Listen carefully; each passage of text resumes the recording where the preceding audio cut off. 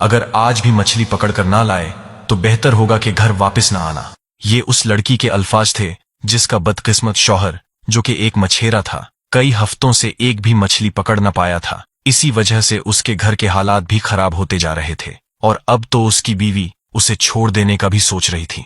मछेरा आज भी अपनी किस्मत आजमाने समंदर पर जाने वाला था। क्या आज वो कोई मछली पकड़ पाएगा? आज समंदर पर उसके साथ क्या होगा? क्या आज वो अपना घर बचा पाएगा? और क्या समंदर की मछलियां उसकी मदद करने आएंगी? क्या मछलियां उसे समंदर से सोना निकाल कर देंगी? अगर ऐसा होगा तो क्यों? कहानी सुनते हैं। सूरज की आखिरी किरणें एक ऐसे लकड़ी के पुराने घर पर पड़ रही थीं जो समंदर के किनारे बना हुआ था। वो घर उस गरीब मछेरा का था जिसका नाम हारून था। वो समंदर से मछलियां पकड़ता था तो तब उसका घर चलता था, लेकिन पिछले कई हफ्तों से वो अपने घर एक भी मछली पकड़कर ना ला पाया था। वो इतना गरीब था कि समंदर पर जब मौसम खराब होता और तेज हवाएं चलती तो उसका लकड़ी का घर हवा से हिलने लगता। उसकी बीवी का नाम सबा था। वो अपने शौहर की गुर्बत से तंग आ चुकी थी और दिल ही दिल में अब उसे छोड़ने का सोचती थी, लेकिन ये बात उसने अभी अपने शौहर से नहीं कही थी। आज वो अपने घर से निकलकर समंदर के किनारे आ बैठी और समंदर की लहरों को देखकर कहने लगी, किस इंसान के साथ मैंने शादी कर ली है, गरीब, कंगाल और नालायक। ये कहते हुए वो खामोश हुई और समंदर को देखकर फिर सोचने लगी, अगर आज भी वो मछली पकड़कर ना लाया तो मैं उसका घर छोड़कर चली जाऊंगी। वैसे भी अब उस घर में बचा ही क्या है। अभी वो ये सोच ही रही थी कि उसे समंदर से अपनी तरफ आती हुई वो कश्ती नजर आई जिस पर उसका शौहर बैठा हुआ था और साहिल की तरफ आ रहा था। जैसे ही वो अपनी कश्ती को लेकर साहिल पर पहुंचा तो उसकी बीवी सबा ने इस उम्मीद से उसकी कश्ती की तरफ देखा कि शायद वो आज कोई मछली पकड़ लाया हो, लेकिन आज भी उसकी कश्ती में कोई मछली नहीं थी। मछेरे हारून का उतरा हुआ चेहरा भी यही कहानी सुना रहा था कि आज भी वो समंदर से खाली हाथ आया है। उसकी आंखों में शर्मिंदगी थी। वो अपनी बीवी से नजरें ना मिला पाया और खामोशी से अपने घर की तरफ चल पड़ा। उसकी बीवी सबा उसे गुस्से से देखती रही। हारून जैसे ही अपने घर का दरवाजा खोलकर अंदर दाखिल हुआ तो सबा भी साहिल से उठकर उसके पीछे चली आई। सबा बदतमीजी से बोली, आज भी बस्ती के सब मछेरों के जाल मछलियों से भरे हुए थे और तुम इतने मनहूस हो कि 20 दिनों से एक भी मछली नहीं पकड़ पाए। हारून, जो अपने घर की दीवार के साथ आंखें बंद करके बैठा था, उसने हारे हुए लहजे में कहा, सबा, मैं कोशिश तो कर रहा हूं, लेकिन क्या करूं, किस्मत साथ नहीं दे रही। लेकिन तुम फिक्र ना करो, तुम देखना कल सुबह सब ठीक हो जाएगा। सबा ने उसे धमकी देते हुए कहा, तुम मेरी बात कान खोलकर सुनो। अगर कल भी तुम कोई मछली ना पकड़ पाए तो मैं हमेशा हमेशा के लिए तुम्हें छोड़कर अपने माँ बाप के घर चली जाऊंगी। ये कहकर वो बुरा सा मुंह बनाकर बर्तनों के पास आ बैठी। शायद वो अपने शौहर से खाने की चीजें छुपाना चाहती थी।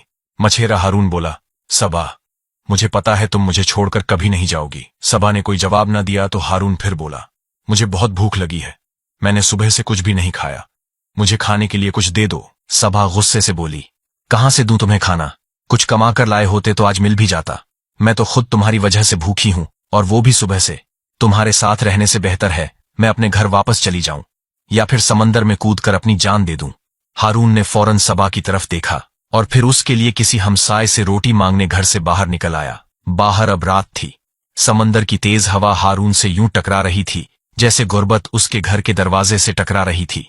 हारून के घर से निकलने की देर थी कि सबा ने मिट्टी के बर्तन में छुपाया हुआ सालन और रोटियां निकाली और जल्दी जल्दी उन्हें खाने लगी। हारून अपनी बस्ती के एक मछेरे शिराज के घर के दरवाजे पर पहुंचा और उसका दरवाजा खटखटाने लगा। शिराज बाहर आया तो हारून कहने लगा, शिराज भाई, वो आज घर में खाने के लिए कुछ नहीं है, क्या आप खाने के लिए कुछ दे सकते हैं? बस्ती के तमाम मछेरे जानते थे कि हारून की किस्मत खराब चल रही है। उसके जाल में कोई मछली नहीं आती। सब उससे दूर रहने लगे थे। इसी वजह से शिराज भी अब उससे मिलना नहीं चाहता था। शिराज नफरत से कहने लगा, घर पर कुछ नहीं है और हाँ, अगली बार यहां पर मत आना। हारून को शिराज के घर में पड़ी हुई वो ढेर सारी मछलियां नजर आ रही थीं जिन्हें वो सुबह बाजार में बेचने वाला था। हारून ने उन्हीं मछलियों की तरफ इशारा करते हुए शिराज से कहा, अल्लाह ने आपको आज बहुत सारी मछलियां दी हैं, क्या उनमें से आप मुझे कोई एक मछली दे सकते हैं? ये मैं भीख नहीं मांग रहा, मेरा आपसे ये उधार रहा। मैं जब भी समंदर से कोई मछली पकड़ूंगा तो आपको एक की बजाय 2 मछलियां वापस करूंगा। शिराज गुस्से से बोला, एक मछली पकड़ नहीं सकता, तू मुझे 2 मछलियां वापस करेगा? चल हट। हारून शर्मिंदा होते हुए मछेरों की बस्ती के एक और घर की तरफ गया, लेकिन वहां से भी उसे जलील करके निकाल दिया गया। हारून बेबसी के आलम में चलता हुआ समंदर की लहरों के पास आया और लहरों के पास बैठ गया। उसकी आंखों में आंसू थे। उसने रोते हुए आसमान की तरफ देखा तो आसमान के सितारे भी उसे आज धुंधले दिखाई दे रहे थे। वो रोते हुए अल्लाह से कहने लगा, ए अल्लाह, अपने इस बंदे की मदद कर, मुझे रिज़्क दे। ए अल्लाह, सबके जाल में मछलियां आ रही हैं, मेरे जाल में क्यों नहीं? मेरी मदद करे अल्लाह, मेरी मदद कर। आंसुओं ने हारून के चेहरे को और समंदर ने उसके कपड़ों को गीला कर दिया था। भूख से उसकी हिम्मत जवाब दे रही थी। उसे लग रहा था कि सब खत्म हो गया है, उसकी हिम्मत भी, रिज़्क भी, और उसके लिए मछलियां भी। समंदर की लहरें उसे भिगोकर वापस समंदर में जा रही थीं और फिर वापस आ रही थीं। समंदर के इसी खेल में एक बूढ़ा शख्स जिसका नाम आतिफ बाबा था, उसकी नजर हारून पर पड़ी। वो हारून से कहने लगा, बेटा, अभी समंदर का पानी और आगे तक आ जाएगा, यहां बैठना खतरनाक हो सकता है, उठ जाओ। हारून सर झुकाए बैठा अपनी सोचों में इतना गुम हो चुका था कि उसने बूढ़े की आवाज नहीं सुनी। बूढ़ा फिर बोला, बेटा, सब ठीक है? इस बार भी जब हारून कुछ न बोला तो बूढ़े ने उसके कंधे पर हाथ रखते हुए कहा, बेटा, कोई परेशानी है तो मुझे बताओ। हारून ने भीगी आंखों से बूढ़े की तरफ देखा लेकिन कुछ न बोला। बूढ़े ने फिर कहा, इंसान हालात से घबराया नहीं करता, कभी हार नहीं मानता, बोलो क्या हुआ है? हारून ने लरचती रोती आवाज में कहा, खाने के लिए कुछ मिलेगा? बूढ़े ने मुस्कुराते हुए कहा, बस इतनी सी बात, मैं अभी आया। ये कहकर बूढ़ा अपने घर चला गया और हारून साहिल की रेत पर बैठा उसका इंतजार करने लगा। थोड़ी ही देर में बूढ़ा अपने हाथ में खाने की चीजें लिए हारून के पास आ गया। ये लो, ये तुम्हारे लिए, बूढ़े ने हारून से कहा। हारून ने बूढ़े की दी चीजें देखीं तो उनमें सब्जी, दाल और 3 रोटियां थीं। खाना देखकर हारून की आंखों में फिर से आंसू आ गए। उसने बूढ़े का शुक्रिया अदा किया और तेज तेज कदमों के साथ चलता हुआ अपने घर आया और अपनी बीवी से कहने लगा, सबा, ये देखो खाना मैं ले आया। सबा, जो कि पहले ही खाना खा चुकी थी, उसने 3 में से 2 रोटियां और आधे से भी ज्यादा सालन अपने लिए रख लिया और 1 रोटी के साथ थोड़ी सी दाल और सब्जी हारून को दे दी। हारून उसमें भी खुश था। खाने के बाद आज वो जल्दी ही सो गया क्योंकि सुबह सूरज निकलते ही उसने एक बार फिर से मछलियां पकड़ने समंदर पर जाने का सोचा। लहरें ऐसे किनारे से टकरा रही थीं जैसे एक पुराना गीत गा रही हों। आसमान हल्के गुलाबी रंगों में रंग रहा था, जैसे किसी ने बारिश से पहले का एक खूबसूरत मंजर तस्वीर में कैद कर दिया हो। हारून अपना घर बचाने, अपनी किस्मत आजमाने सुबह सवेरे ही अपनी कश्ती लेकर निकल गया। आज वो कश्ती को समंदर के गहरे पानियों पर वहां ले गया जहां वो आने से डरता था। उसकी कश्ती की हालत ऐसी नहीं थी कि वो उस समंदरी इलाके में आता, लेकिन आज उसने अपनी बीवी सबा की खातिर ये भी कर लिया। उसने सबा की खातिर अपनी जिंदगी खतरे में डाल दी। हारून ने अपना जाल समंदर में फेंका। आज उसे लग रहा था कि या तो आज वो कोई ना कोई मछली पकड़ लेगा या फिर उसकी कश्ती यहीं डूब जाएगी और शार्क मछलियां समंदर में उसे पकड़ लेंगी और खा लेंगी। आज हारून के दिल पर एक अजीब सा बोझ था। कल रात की सभा की बातें उसे बार बार याद आ रही थीं। तुम्हारे साथ रहने से बेहतर है मैं अपने घर वापस चली जाऊं या फिर समंदर में कूदकर अपनी जान दे दूं। उसे सबा की वो बात भी याद आ रही थी जब उसने उससे कहा था, तुम मेरी बात कान खोलकर सुनो, अगर कल भी तुम कोई मछली न पकड़ पाए तो मैं हमेशा हमेशा के लिए तुम्हें छोड़कर अपने माँ बाप के घर चली जाऊंगी। हारून कश्ती में बैठा जाल में किसी मछली के आने का इंतजार करता हुआ सोचने लगा, अगर आज भी मैं खाली हाथ घर गया तो सब कुछ खत्म हो जाएगा, सबा चली जाएगी। इस सोच ने उस खतरनाक समंदरी इलाके में उससे मौत का खौफ भी खत्म कर दिया। अब उसे इस बात का कोई डर नहीं था कि उसकी कश्ती यहां समंदर में डूब सकती है। वह बस किसी न किसी तरह बस मछलियां पकड़ना चाहता था, चाहे वह समंदर में ही क्यों न मर जाए। ये उसकी अपनी बीवी से सच्ची मोहब्बत थी जिसे वह चंद पैसों की खातिर समझ न पा रही थी। शायद अगर वह उसकी हिम्मत बनती तो हारून पर ऐसे दिन ही न आते। शायद कुदरत हारून को उसकी बीवी का असल चेहरा दिखाना चाहती थी। यही वजह थी कि कई घंटे गुजर जाने के बाद भी हारून अब तक कोई मछली न पकड़ पाया था। दोपहर हो गई, गर्मियों का सूरज आग बरसाने लगा, लेकिन उसका जाल अब भी खाली ही था।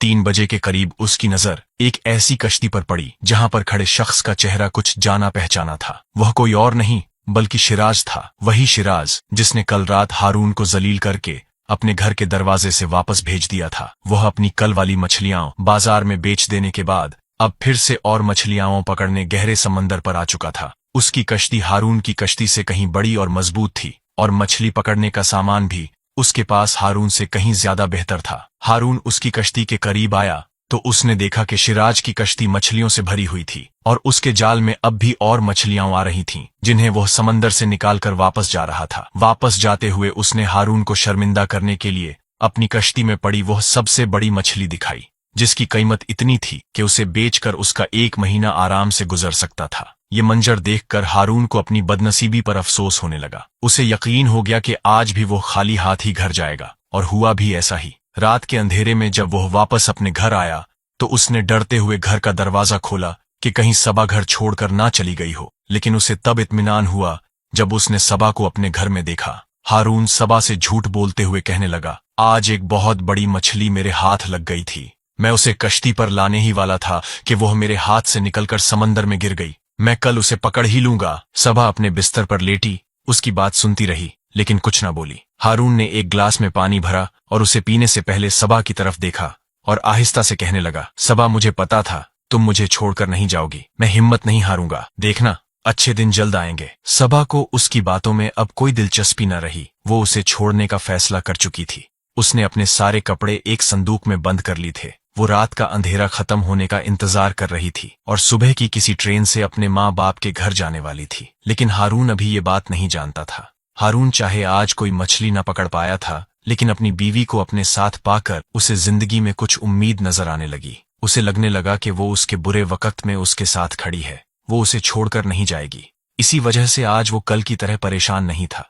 आज वो फिर से अपनी बीवी के लिए खाना लेने उसी साहिल किनारे जा बैठा जहां वो बूढ़ा कल उसके लिए खाना लेकर आया था। लेकिन आज बूढ़ा कहीं नजर नहीं आ रहा था। हारून की बेचैनी बढ़ने लगी। हारून ने इधर उधर देखकर खुद से सवाल पूछा, अगर आज वो बूढ़ा ना आया तो मैं सबा के लिए घर खाना कैसे लेकर जाऊंगा। वक्त गुजरता गया। रात गहरी, सितारे और रोशन, हवा मजीद सर्द और लहरें और भी तेज होने लगीं। अब साहिल किनारे बैठकर बूढ़े का इंतजार करना फजुल था। आज वो नहीं आने वाला था। हारून मायूस होकर अपने घर चला आया। आज जिंदगी में वो पहला मौका था जब वो अपनी बीवी के लिए खाने की कोई चीज ना ला पाया था। सबा रात का खाना खाकर सुबह के इंतजार में सो चुकी थी, जबकि हारून भीगी पलकें लिए उन बर्तनों को देख रहा था जिनमें सबा खाना रखा करती थी। उसने घर के बर्तनों को इस उम्मीद से देखना शुरू किया कि शायद उनमें से खाने की कोई चीज मिल ही जाए। उसकी नजर एक पतीली पर पड़ी जिसे देखकर लगता था कि शायद उसे छुपा कर रखा गया है। हारून ने उसे खोला तो उसकी आंखें खुली की खुली रह गईं। वो पतीली पके हुए चावलों से भरी हुई थी। वो खुशी से बोला, सबा देखो चावल। ये कहते ही वो रुक गया और आगे की बात ना कह पाया, क्योंकि वो समझ गया था कि ये चावल सबा ने उससे छुपा कर रखे हुए थे। लेकिन घर में जब कुछ था ही नहीं तो ये चावल सबा के पास आए कहां से। जब उसने सोचा तो उसे याद आया कि 1 महीना पहले जब उसने मछली पकड़ी थी तो वो उसे बेचकर चावल लेकर आया था, और तब से उसके घर में एक बार भी चावल नहीं पके थे। वो समझ गया था कि उन चावलों को सबा ने अपने लिए संभाल कर रख लिया था और उन्हें आज पकाया है। उसे इस बात का इतना दुख नहीं था कि सबा ने सिर्फ अपने बारे में सोचा, बल्कि उसे तो इस बात की खुशी थी कि वो आज भी भूखी नहीं सोई। हारून ने अपना पेट भरने के लिए वही चावल खाए जो सबा छुपा कर सोई थी। आधी रात को समंदर का पानी और आगे आ जाता था। पानी उस घर के करीब तक पहुंच जाता था जहां हारून और सबा रहते थे। आज भी समंदर का पानी उनके घर के करीब आ चुका था, जिससे उनके घर में सर्दियों जैसी ठंड हो गई थी। हारून ने चादर ली और बिस्तर पर लेटकर घर की खिड़की से बाहर समंदर की लहरों को आता जाता देखकर यही सोचने लगा कि आज वो सुबह से भूखा था और सबा ने फिर उससे चावल छुपा कर रखे। इन्हीं सोचों में वो सो गया और समंदर पर सुबह हो गई। आज वो सुबह हुई थी जो हारून को सबा का असल चेहरा दिखाने वाली थी। आज वो सुबह थी जो सब कुछ बदल देने वाली थी। आज वो ऐसी सुबह थी जो उन बीवियों के लिए एक सबक बनने वाली थी, जो अपने शौहरों के मुश्किल वक्त में उनका साथ नहीं देती, उनकी हिम्मत नहीं बढ़ती, उन्हें तन्हा छोड़ देती हैं। सुबह की पहली किरण के साथ ही हारून फिर से मेहनत करने के लिए उठ गया। सबा अब भी सो रही थी। हारून सबा को अपनी बीवी के रूप में जिंदगी में आखिरी बार देख रहा था, लेकिन इस बात से बेखबर वो सबा के लिए मेहनत करने घर से बाहर निकल आया। वो समंदर किनारे पड़ी अपनी कश्ती का जायजा लेने लगा। आज वो और भी बड़ा खतरा मोल लेने वाला था। आज वो समंदर में और आगे निकल जाने वाला था। इसीलिए वो अपनी कश्ती का जायजा ले रहा था कि क्या उसकी हालत ऐसी है कि वो समंदर में और आगे जाने का रिस्क ले सके। इतनी देर में सबा भी उठ चुकी थी। उधर हारून कश्ती लेकर समंदर पर रवाना हुआ, इधर सबा रेलवे स्टेशन के लिए रवाना हुई। वो अपना घर और अपना शौहर छोड़कर हमेशा हमेशा के लिए वहां से चली गई। सूरज अब थोड़ा और ऊपर आ चुका था। हारून ने अपना जाल उठाया और समंदर में फेंक दिया। उसके हाथ ठीक जाल की रस्सी पर थे, हर बार की तरह एक उम्मीद और मछली का इंतजार। लेकिन फिर अचानक उसका जाल हिलने लगा। जाल भारी लग रहा था। हारून अपने हाथों से जाल खींचने लगा और फिर जब जाल पानी से बाहर आया तो हारून की आंखों में चमक आ गई। जाल के अंदर एक बड़ी सी मछली थी, लेकिन सिर्फ वो नहीं, उसके छोटे छोटे बच्चे भी थे। मछली जैसे उसे देख रही थी। हारून ने जिंदगी में पहली बार ऐसी आंखें देखी, गहरी, बेचैन और मदद तलब। उसके मासूम छोटे बच्चे जाल में फंसे हुए थे, बेचैन और बेबस। हारून का दिल पिघल गया। उसने आहिस्ता से जाल खोला और मछली के छोटे छोटे बच्चों को निकालकर पानी में छोड़ दिया। वो फौरन तैरती हुई अपनी माँ के गिर्द घूमने लगी, लेकिन उनकी माँ अब भी जाल में थी। मछली के बच्चे चाहते थे कि किसी तरह वो अपनी माँ को जाल से आजाद करवा लें। वो चाहते थे कि समंदर में अपनी जिंदगी वो अपनी माँ के साथ ही गुजारें। हारून ने जब ये मंजर देखा तो वो सारी कहानी समझ गया, पर वो मजबूर था। वो अपना घर बचाने और उसे चलाने के लिए हर हाल में कोई न कोई मछली पकड़कर ही आज अपने घर जाना चाहता था। लिहाजा उसने जाल को पूरा कश्ती के अंदर खींच लिया और मछली कश्ती में आकर तड़पने लगी। कश्ती से बाहर मछली के बच्चों की आंखें ऐसी लग रही थीं जैसे वो रो रहे हों। मछली चाहे कश्ती में आ गई थी, लेकिन उसके बच्चे अब भी कश्ती के साथ तैर रहे थे। हारून की नजर फिर से मछली के बच्चों पर पड़ी। उनकी हालत देखकर हारून को उन पर तरस आ रहा था, लेकिन अगर आज वो मछली को छोड़ देता तो आज उसके घर में खाने को कुछ भी नहीं था, और शायद कल वो भूख से हिम्मत हारकर फिर मछली पकड़ने समंदर पर ना आ पाता और शायद उसकी कहानी ही खत्म हो जाती। यानी हारून को लग रहा था कि आज उसके पास जिंदगी का आखिरी मौका है। आज उसे किसी भी हाल में उस मछली को समंदर में वापस नहीं छोड़ना। हारून ने जो मछली पकड़ी थी वो इतनी बड़ी थी कि अगला 1 महीना उसका आराम से गुजर सकता था। मछली कश्ती में तड़प रही थी और उसके बच्चे कश्ती से बाहर पानी में। हारून ने एक नजर कश्ती में पड़ी मछली पर डाली और दूसरी नजर समंदर में उसके बच्चों पर। अब वक्त ज्यादा नहीं था। कश्ती में पड़ी मछली बस मरने ही वाली थी। हारून ने एक गहरी सांस ली और कश्ती में तड़पती मछली उठाकर समंदर में फेंक दी। वो रोता हुआ उस मछली को देखकर कहने लगा, जा, चली जा। आज पहली बार उसे लगा कि वो सिर्फ एक मछेरा नहीं बल्कि एक इंसान भी है। बड़ी मछली ने समंदर की गहराइयों में जाने से पहले एक पल के लिए हारून को देखा, जैसे वो हारून का शुक्रिया अदा करना चाहती हो। मछली के बच्चे अपनी माँ से मोहब्बत का इजहार कर रहे थे। इसके बाद मछली अपने बच्चे लेकर समंदर की गहराइयों में कहीं चली गई। हारून अपना सर पकड़कर कश्ती में बैठ गया और कहने लगा, ये मैंने क्या कर दिया। थोड़ी देर खामोशी के बाद वो फिर बोला, अगर आज मैं खुश नहीं हूं तो क्या हुआ, आज वो मछली और उसके बच्चे तो खुश है ना। ये कहते ही वो आंखें बंद करके अपनी कश्ती से टेक लगाकर बैठ गया और खुद में ही कहीं गुम हो गया। लेकिन फिर उसे अपनी कश्ती से किसी चीज के टकराने की आवाज सुनाई दी। हारून ने कश्ती से झुककर नीचे पानी की तरफ देखा। उसे पानी में कुछ चमकता हुआ दिखाई दिया। सोना, एक छोटा सा सोने का टुकड़ा। वही मछली पानी से बाहर आई थी, उसके मुंह में सोने का एक छोटा टुकड़ा। हारून ने सोना पकड़ा तो एक पल के लिए लहरें फिर से उठीं और मछली समंदर में चली गई। हारून को अब मछली पकड़ने की जरूरत नहीं थी। वो सोने को बेचकर अपनी कई हफ्तों की जरूरतें पूरी कर सकता था। वो खुशी खुशी अपने घर वापस आया तो घर में सिर्फ खामोशी थी। उसने आवाज दी, सबा, मगर कोई जवाब न आया। उसके दिल में एक अजीब सा खौफ जागा और अचानक उसे सबा की कही हुई ये बात याद आई, अगर कल भी तुम कोई मछली ना पकड़ पाए तो मैं चली जाऊंगी। कहीं सबा सच में तो नहीं चली गई? हारून ने अपना सर पकड़ लिया। नहीं, ऐसा नहीं हो सकता। हारून के दिल में बेचैनी बढ़ने लगी। वो तेजी से बाहर निकला, इधर उधर देखा, मगर सबा कहीं ना थी। फिर उसे याद आया कि उसके पास सबा के बाप का नंबर है, लेकिन हारून के पास ना मोबाइल था और ना ही उसे फोन करने के पैसे। उसने करीबी बाजार में जाकर सोना बेचा और सबा के बाप को फोन किया। दूसरी तरफ से एक सख्त आवाज सुनाई दी। सबा के बाप की आवाज सुनाई दी, जिसने उसे बताया कि सबा उसी के घर पर है और अब वो उसके साथ रहना तो दूर, उसकी शक्ल भी नहीं देखना चाहती। उसने आइंदा उसे फोन न करने का कहा। दिन गुजरते गए। हारून की सारी कोशिशें नाकाम रहीं। हारून और सबा का रिश्ता हमेशा के लिए खत्म हो गया। उस दिन उन दोनों का रिश्ता कानूनी तौर पर खत्म हो गया था। उस रात हारून समंदर किनारे आ बैठा। आज उसके पास पैसा था, सबा नहीं थी। सबा उसके लिए नहीं, सिर्फ पैसों के लिए उसके साथ थी। जैसे ही पैसा खत्म हुआ वो चली गई। जो साथ छोड़ने वाले होते हैं वो किसी भी हाल में छोड़ जाते हैं। जो असल में अपने होते हैं वो अच्छे बुरे वक्त में साथ निभाते हैं। ये कहानी हमें एक नहीं कई सबक देती है। जिंदगी में अच्छा बुरा वक्त आता रहता है, मगर मुश्किल वक्त ही हमें बताता है कि हमारे अपने कौन हैं और गैर कौन। जो मुश्किल में साथ देते हैं वही हमारे असल साथी होते हैं। अच्छे वक्तों में तो गैर भी साथ दे देते हैं। अगर आप इस कहानी का अगला हिस्सा देखना चाहें, जहां हारून की जिंदगी में मजीद अजीब वाकयात होंगे, तो कमेंट्स में बताएं। वो एपिसोड और ज्यादा अच्छी होगी, जिसके बाद आप तीसरी एपिसोड भी देखना चाहेंगे।